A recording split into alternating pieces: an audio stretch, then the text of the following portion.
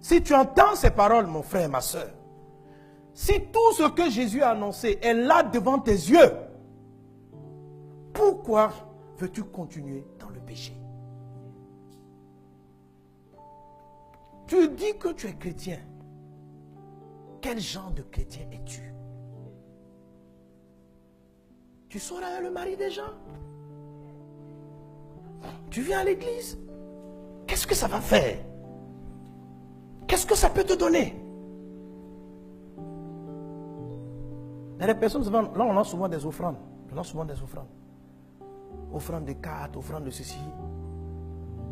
Il y en a qui disent, mais pasteur, ça ne marche pas. Il y en a qui disent, ça ne marche pas. Mais la plupart des gens qui ne peuvent pas dire tous, mais il y a quand même. Comment tu veux qu'une prophétie divine fonctionne pendant que tu vis dans l'impudicité? Quand on est en train de parler des semences, de trucs là, ça ne te concerne pas. Viens donner même 1 milliard, ça ne te concerne pas. Jésus ne sera pas avec toi. Tu ne peux pas acheter Dieu avec ton argent. Convertis-toi. Amen. Tu n'es pas au point où Dieu veut ton argent. Dieu ne veut pas ton argent. Dieu veut ta vie. Parce que tu es en train de te perdre. Qu'est-ce que l'argent va te donner après ta mort? On va t'enterrer avec ton argent? Ouvre les yeux. La fin est proche. Et même si la fin n'était pas proche, tu peux mourir d'un moment à l'autre. Quelle bonne gloire tu cherches? Dieu a le dernier mot. Quelqu'un, regarde, tu as vu la précision des prophéties. Lui, il dit, l'eau va se changer en sang. C'est devant tes yeux. Il dit, les gens ne prennent plus. Il y a une marque qui va arriver. Il a dit ça 2000 ans avant. Avant que l'électronique soit créée. Avant qu'il n'y ait informatique. Donc, quelqu'un qui donne des prophéties si précises, et puis il te dit, je reviens bientôt. Tu ne vas pas arranger ta vie. Et il te dit qu'à la fin, c'est lui qui gagne. Et que ceux qui ont marché dans la vérité seront au ciel. Quand tu vois quelqu'un qui t'a prévenu sur 2000 ans en avance avec précision, veux-tu jouer encore à la loterie? Savoir est-ce que quand on est chrétien, on va au ciel ou pas? Ma soeur, change de vie. La vie d'adultère, le monsieur, je parle à quelqu'un, tu vis dans l'adultère. Arrête ça. Tu es un garçon, tu es un frère, tu es dans l'impudicité. Arrête ça. Tu es en train de préparer ton chemin pour l'enfer. L'année prochaine, nous rentrons dans la démarcation. Tu seras du mauvais côté de la démarcation. Dieu te parle. C'est le temps de changer. C'est le temps de prendre une réelle décision en ce qui concerne ta vie. La Bible dit, l'heure est avancée. Réveillez-vous. Réveillez-vous. Réveillez-vous. Tu es dans les mensonges, dans les tricheries, dans les magouilles financières. Tu mens aux gens pour prendre l'argent. Frère, ouvre les yeux. À quoi servira-t-il un homme de gagner le monde entier s'il doit perdre son âme? Tu es en train de jouer sur ton éternité. C'est-à-dire, la vie sur la terre, c'est 30, 40, 50, 100 ans. Ce qui arrive après, c'est l'éternité. Quand même, ce n'est pas à cause de 20 minutes de plaisir, de sexe là, que tu vas compromettre ton éternité. Le Dieu qui a annoncé la puce, le Dieu qui a annoncé ces choses, il te dit qu'après ta mort, c'est l'éternité. Et il te dit, prépare-toi.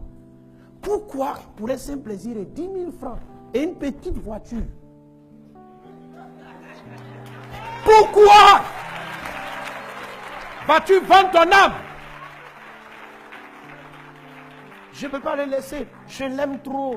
Il m'aime. Il m'a promis le mariage. Mais comment tu veux qu'il quitte sa femme? Pourquoi tu veux qu'il quitte sa femme? Toi, si tu t'es marié, est-ce que tu aurais accepté ça? Dieu m'a dit, c'est mon mari. Comment Dieu qui a dit on ne doit pas divorcer? Comment Dieu peut te prophétiser d'épouser un homme marié? Qu'est-ce Dieu? C'est quel Dieu ça?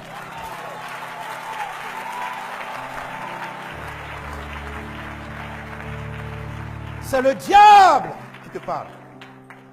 Tu es en train d'être séduit. Tu es en train d'être séduite.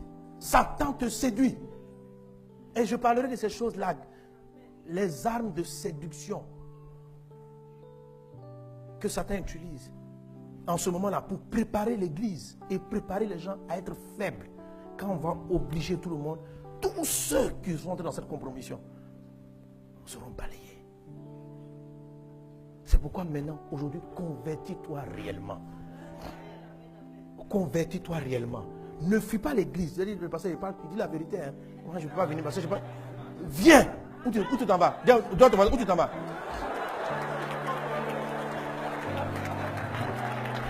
Amen. Change de vie. Change de vie. Ta vie. Ouais, mais les faux prophètes, les gens qui te racontent n'importe quoi pour te blaguer. Tu es dans l'adultère, tu vis un truc parce que tu leur donnes une offrande. Ils ne peuvent pas te dire de changer de vie. Parce que tu leur amènes ta dîme. Il y a beaucoup de femmes qui aiment ça. Petit prophète à domicile.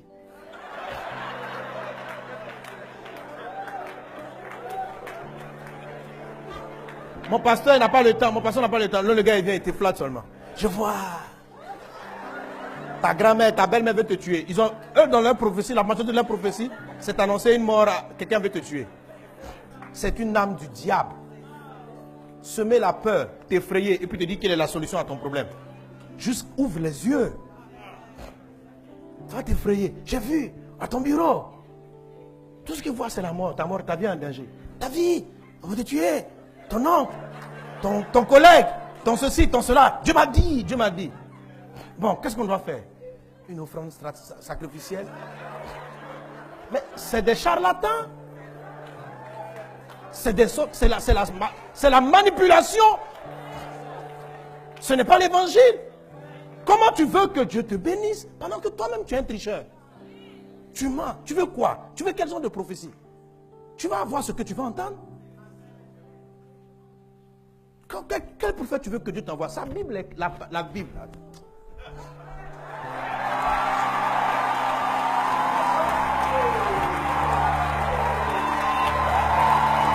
La parole de Dieu. La parole de Dieu. Amen. Prions. Amen. J'ai fini, prions.